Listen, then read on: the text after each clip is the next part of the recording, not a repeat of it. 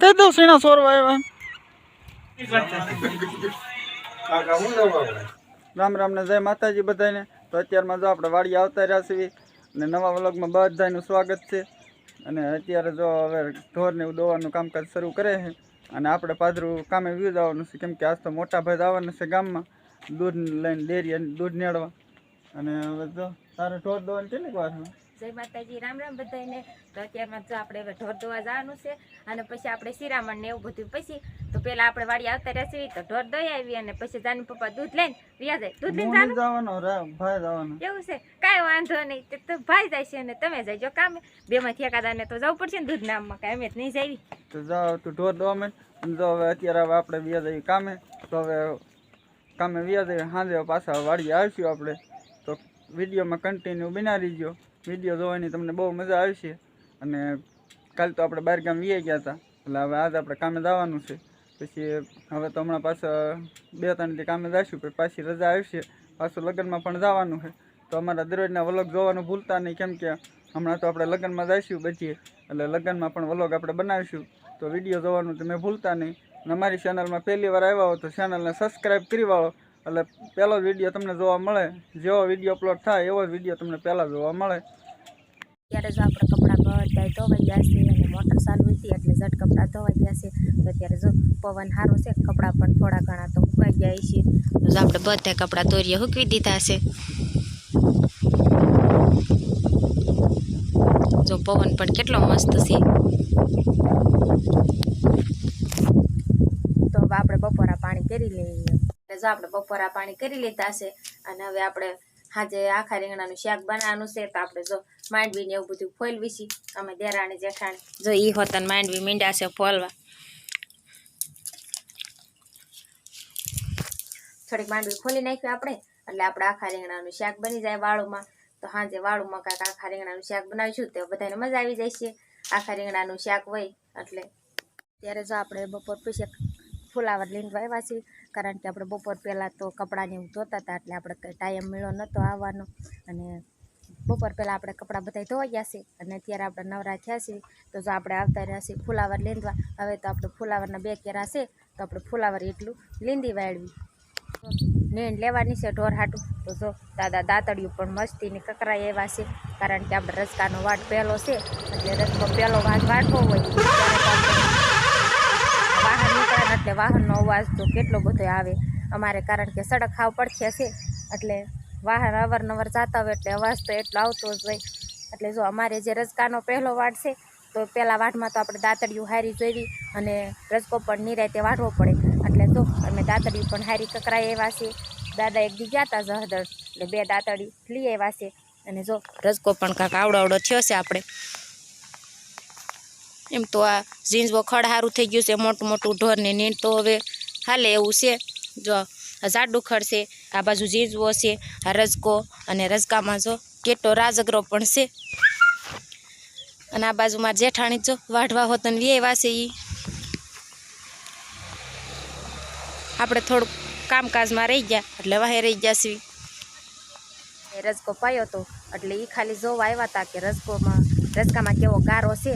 તો જો એ વાટવા માંડ્યા છે અને હવે આપણે જવાનું છે સલાખો લેવા. તો આપણે હવે સલાખો લઈ આવીએ ને પછી રસકો વાટવા જાવી. તો જો આપણે સલાખો લઈ આવતા રહ્યા છીએ અને આ બાજુ રસકો તો કાંક ઘણો વાટી લીધો હશે. અને આપણે તો જો રસકો વાટવા જ આવ્યા છીએ એટલે આપણને કાંઈ ખબર છે નહીં કેટલોક રસકો વટાણો છે, કારણ કે આપણે તો ઢોરની નીણ વાટવા ક્યારેક જ આવવાનું હોય, ન તો આપણે હાલનું વાળુનું રોજ રાંધતા હોય. અને જો રસકો વાટ્યો એમાં તો પાછો વાટ પણ આવવા માંડ્યો છે. તો જો થોડો ઘણો તો ફૂટી ગયો છે હોત ને પાછો રસકો. અને આમાં જો પાળે પાળે આ રાજગરો ઊભો રાખ્યો છે. પછી આ રાજગરો આપણે બી થઈ જાય પાછું એટલે હમણાં પાછો બીજી ફેરું રસકો વાવી ત્યારે એમાં પાછો વાવવા થાય. એટલે જો કેક પાળે છોડવા રાખ્યા છે અને 2 કેરા જો વાટતા જાય છે. અને જે જો એને તો 2-3 પાથરા વાટી હોતન લીધા છે. તમે જોવા નતા આવ્યા?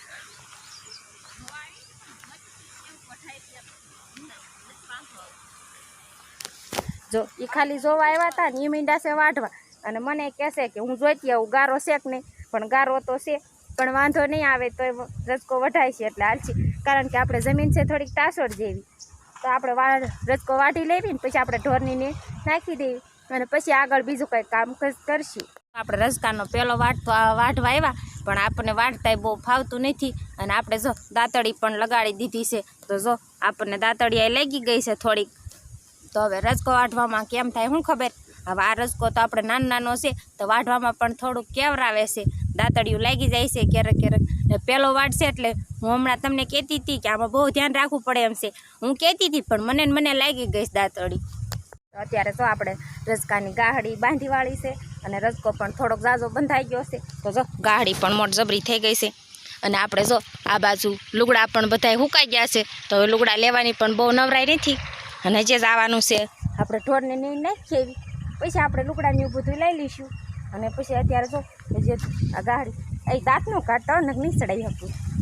દાંત તો આવશે.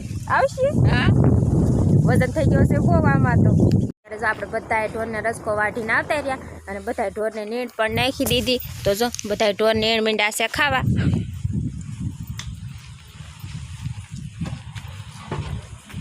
તો હવે આપણે પડામાં જઈએ છીએ.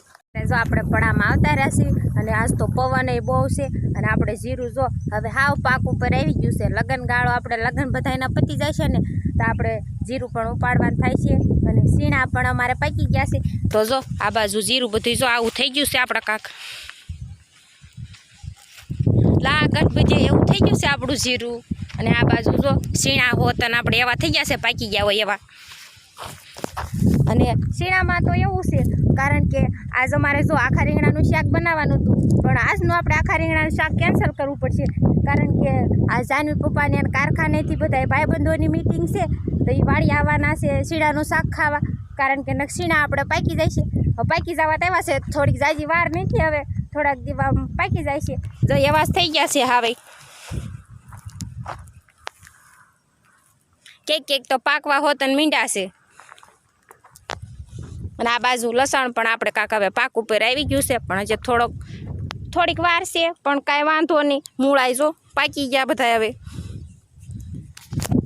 એનો સમય થઈ જાય એટલે એ તો પાકી જાય બધી વસ્તુ. સીણા છે, લસણ છે, મૂળા બધી વસ્તુ અને જીરું પણ પાક પડી ગયો છે.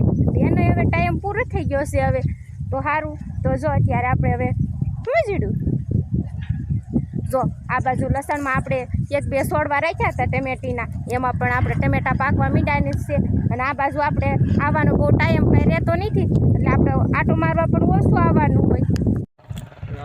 અમારે તો દીપકભાઈ છોકરો અમારે અનિલ કપૂર અનિલભાઈ ચણા ખાવા આવ્યા છે. તો આજે તો આપણે વાડિયા ચણાનું શાક બનાવવાનો પ્રોગ્રામ છે આજ. તો જો આપણે આમાં તોડવામાંથી જો લીલા પોપટા વીણવી છે. જો આટલા વીણા છે. લીલા ચણાનું શાક બનાવવાનું છે આપણે વાડીએ એટલે પોપટા ને બધું તોડ્યું છે કેમ કે આમાં પોપટા ચણા પાકી ગયા છે એટલે લીલા પોપટા તોડવા પડે નકર તો પાકલ દાણાવાળા હોત ઉપડી જાય છોડવા ઉપાડવી એટલે આપણે લીલા પોપટા તોડવાના છે. તો આ મદદ કરાવશે. અલે બાપ દીકરો બે મંડો સીણા તોડવા હાલો. હું અનિલ ચણા ખાય કે નહીં પોતરા એમ આવે યા નથી ઘંટાળી જાય તને ખબર પડે. હા એ તારું નામ શું છે? હે પૂરું નામ તારું નામ શું છે? ક્યાત કરો તારું નામ બોલ પેલા. તારું નામ શું બોલ તો ખરો. એ હોટેલ આય તો એડા હોટેલ આય તો હે આ તારું નામ શું કે તો હોવો કે હે ભણવા જાસ તો જો મૂળો ભાંગી નાખ્યો લઈ લે હાલ. તો આ મૂળો ભાંગી નાખ્યો હે તું લે આ પકડી તો રાખ. પોલીસ વાળાને ફોન કરું લ્યો આ સૈણા સોરવા આવ્યા એમ કહી દઉં. હે કહી દઉં સૈણા સોરવા આવ્યા એમ. હે તાર નામ બોલ એટલે આપણે વિડીયો નથી ઉતારો. તાર નામ બોલ તો. તાર નામ